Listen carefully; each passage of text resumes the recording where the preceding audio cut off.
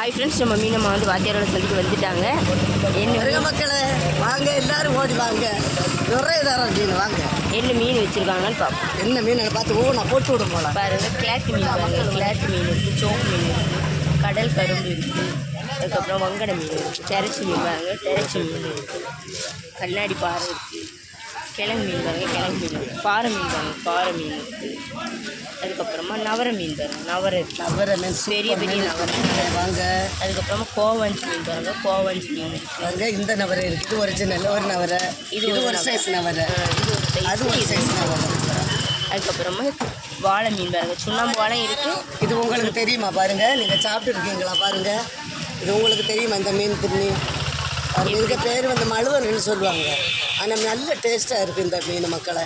இதை பாருங்கள், போட்டு விடுமோலாம் அப்படிள்ள பார்த்து எனக்கு சொல்லட்டும். மீனம்மா நாங்கள் சாப்பிட்டோம் அப்படின்னு சொல்லணும், இன்னை வரணும். அதுக்கப்புறமா கலப்பு மீன் பாருங்கள், கலப்பு மீன் நிறைய இருக்குது, கலப்பு மீன் நிறைய வச்சுருக்காங்க.